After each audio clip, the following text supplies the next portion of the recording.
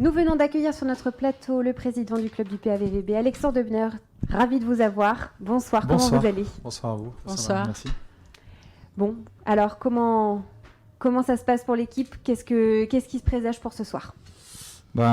Écoutez, nouvelle journée, donc nouvelle envie d'aller en découdre sur le terrain et d'essayer d'aller chercher des points surtout. On n'est pas encore à mi-parcours dans le championnat, mais après 8 journées, qu'est-ce que vous pouvez nous dire de ce championnat, de l'équipe, de la situation actuelle? La situation, c'est vrai que quand on regarde le classement, si on fait une analyse stricte du classement, on se dit que c'est très inquiétant. Moi, je trouve que la situation est préoccupante dans le sens où il faut qu'on soit lucide, tout en gardant de l'optimisme, parce que c'est la 9e journée ce soir. On a un match en moins du fait qu'on n'ait pas joué la semaine dernière. Mais effectivement, il faut qu'on soit lucide de cette situation, que l'on cherche forcément, comme vous vous en doutez, à transformer, à modifier. L'équipe actuellement est à la fois en dessous d'autres formations du championnat, mais en même temps, sur le dernier match que l'on a vu à Nancy, qui était 3e du championnat et qui est toujours 3e du championnat, on a vu une équipe qui avait quand même du répondant, mais il manque toujours ce petit plus, ce petit supplément qui fait que ça peut changer une situation, et d'une situation on change un set et on change le résultat d'un match. Sur les réseaux sociaux, on nous a posé la question dans quel état d'esprit étaient les filles. Est-ce que vous en interne vous pouvez plus nous répondre, parce que avec Tamara on vit pas quotidiennement avec elle, mais est-ce que vous pouvez nous donner un petit Oui, je les ai vus hier vite fait, je les ai encore vus ce matin, là je les ai vus avant le match. Le groupe est mobilisé, il n'y a aucun doute, et il faut que les supporters soient rassurés là-dessus. La mobilisation est totale. Le staff cherche des solutions, on discute beaucoup, on réfléchit, on voit comment on peut faire réagir aussi cette équipe. L'un des sujets quand même, c'est qu'on a passé trop de soirées à 0 point.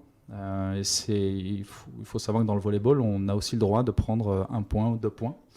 Quand on ne sait pas gagner, mais il faut aller chercher ça. Il faut aller chercher des points, et c'est ce qui fait cruellement défaut, parce qu'avec un point gratté à droite à gauche, on aurait pu largement prendre des points contre Marc-en-Barœul, le match qu'on a perdu nous-mêmes.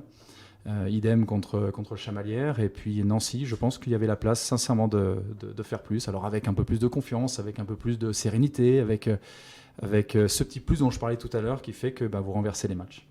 Et l'objectif à mi-parcours, c'est quoi du coup? Alors je parlais de lucidité oui. Sur la situation. Raisonnablement aujourd'hui, on va parler de maintien. Tout d'abord, d'aller chercher les points qui nous permettent d'assurer la stabilité et la pérennité du club en Ligue AF. Et bien sûr, derrière, ce sera une qualification sur les playoffs. Donc on va y aller par étapes.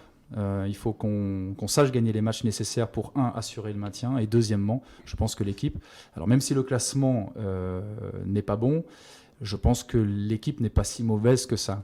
Donc avec des réglages, des ajustements possibles, des réflexions, et puis avec cette confiance qui peut arriver avec un bon résultat, je pense qu'on peut aussi avoir pas encore une deuxième, parce qu'on n'est pas à mi-parcours, mais on peut voir d'autres résultats arriver, et ça peut lancer aussi une équipe. Et pourquoi pas contre des grosses équipes comme Paris, Le Canet, Mulhouse, parce qu'il n'y aura pas la pression. Oui, on a 3 matchs dans un calendrier. Retrouver une situation favorable dans un calendrier qui est pas facile. On va jouer 3 équipes qui, sur le papier, sont très clairement aujourd'hui plus sereines et au-dessus de nous. Mais je pense qu'on a quand même les capacités d'aller les bousculer, et puis on ne sait jamais. On a vu dans ce championnat, il se densifie, mais il y a des résultats. Donc j'aimerais qu'elles y croient jusqu'au bout, et qu'elles se disent qu'elles peuvent elles aussi le faire. On l'a vu sur des matchs contre Cannes, qui a réagi derrière notre match. Mais je me souviens de ce 3e set où elles vont chercher 26-24, elles ne l'ont pas lâché. Donc ça veut dire qu'elles ont quand même les ressources pour le faire. J'aimerais que ça soit fait de façon plus construite, pour avoir un peu plus de sérénité, et puis aller au bout de tout ça. Mais Justine le disait tout à l'heure dans l'interview, c'est qu'elles vont jouer peut-être plus libérées ces matchs, sans pression, et c'est ce que tu disais, Tamara, à l'instant. Si on parle un petit peu moins de volley, mais du club, c'est quoi les objectifs? Est-ce qu'il va y avoir les objectifs du développement en fait, au club? Est-ce qu'il va y avoir des changements? Alors, comme je le précise et je le répète depuis quelque temps maintenant, ça a encore été exprimé lors de la présentation de l'équipe professionnelle, le projet majeur, c'est on cherche forcément, nous, à pérenniser structurellement, financièrement le club. Les finances partent aussi par une structure d'accueil, donc une salle. Donc je vais pas me répéter, mais le sujet, alors on n'en parle pas tous les jours, mais c'est un travail quasi quotidien qui fait que notre objectif, assurément, est de trouver à la fois une solution pour le club, mais c'est aussi une solution qui est nécessaire et est rendue obligatoire par la Ligue nationale de volleyball.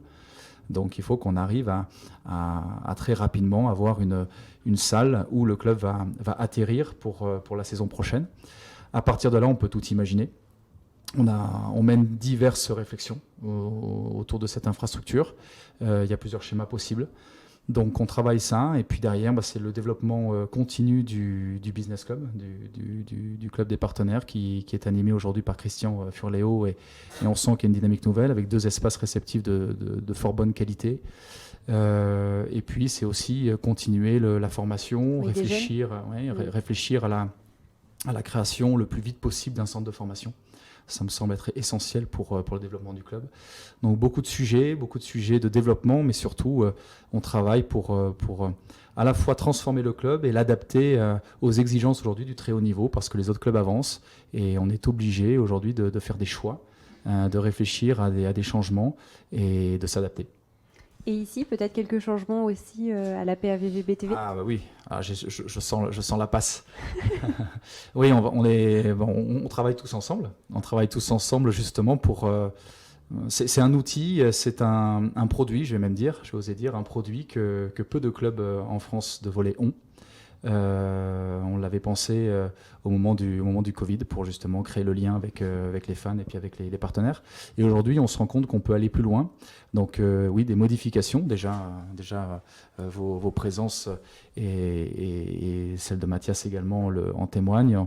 On souhaite orienter différemment, construire et capitaliser sur ce qu'on a fait par le passé, mais aussi créer de nouveaux formats, créer un nouvel environnement, de nouvelles chroniques, d'autres émissions, et de faire de cette PAVB-TV un média par entière pour justement relayer la vie du club, la vie des partenaires, et puis en faire un média qui va à la fois relayer le sport féminin, et puis valoriser le volleyball. Un grand merci d'avoir été avec nous et Merci pour toutes ces informations.